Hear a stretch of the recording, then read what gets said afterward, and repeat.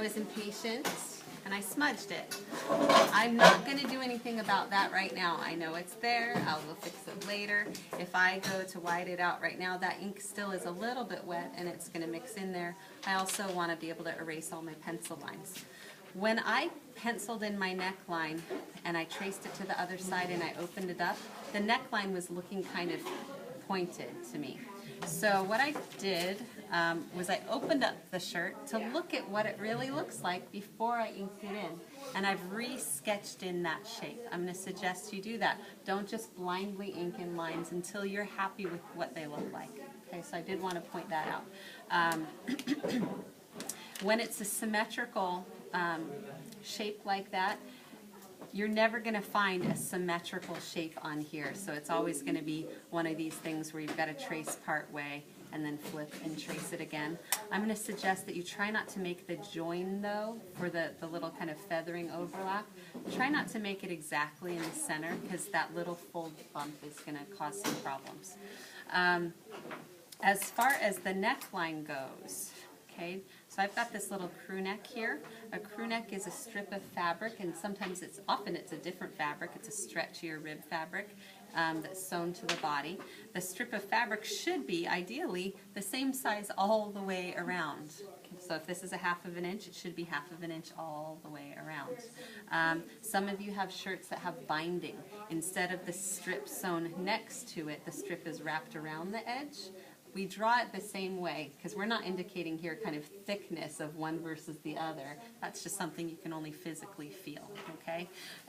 So when I try to draw in a second line, and I'll do it up here so you can see it a little bit better. Okay, so if I have a first line that I'm happy with, and if I want to draw a parallel curve to that line, I'm going to have a really difficult time just trying to do it by hand or trying to find the exact curve for that just by eye. What I like to do is I like to take a ruler, and whatever that width is, so in my case it would be 1/2 inch. What's 1/4 of a 1/2 inch?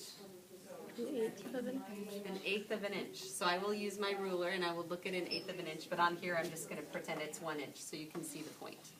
I'm going to take my ruler and hold it perpendicular to the line. And I'm going to measure down whatever that distance is, and I'm going to put a dot. And then I'm going to pivot and put a dot and pivot. It's not showing up. It's time for new markers. Pivot, put a dot, pivot and put a dot. Pivot and put a dot. Who's taken a pattern making class? Anyone in here? A few of you. This is the same trick we use in pattern making to draw parallel curved lines.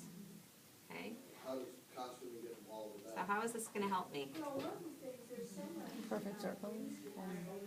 I could do this on any curve. It doesn't have to be necessarily a circle.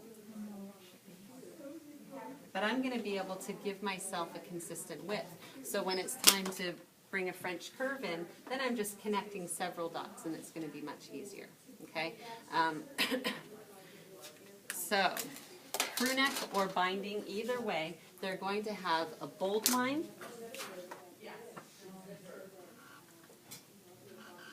You know what? This is not okay. You're going to have bold for the edge, and then what's going to happen down here? Medium. Okay, then we're going to have a little medium line down here to connect the dots, because you can't wrap your hand around it. Now what else do you see on your t-shirt on those crew neck? Stitches.